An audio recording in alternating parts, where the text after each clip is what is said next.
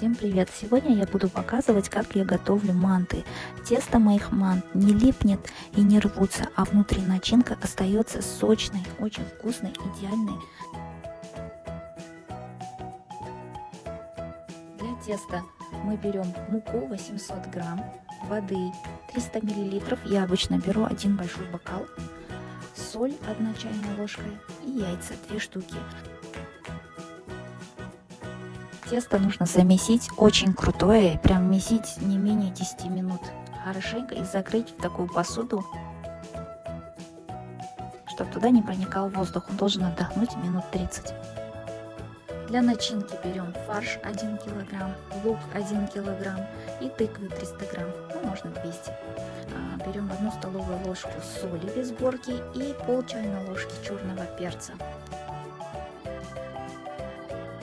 Отдохнувшее тесто нужно разделить на 4 одинаковые шарики.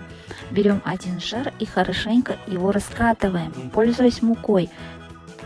Раскатываем каждый шарик отдельно. Получается, берем первый шарик, катаем его до 2 миллиметров и разрезаем на одинаковые квадратики.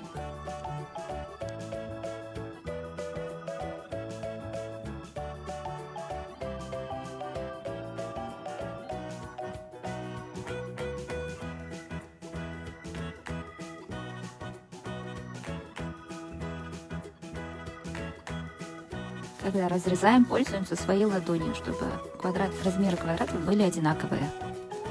Потихоньку начинаем выкладывать свою начинку. Начинку берем, делаем маленькие шарики и кладем, чтобы манты получались не сплющенные. Начинаем лепить манты. Прям на видео я детально показываю.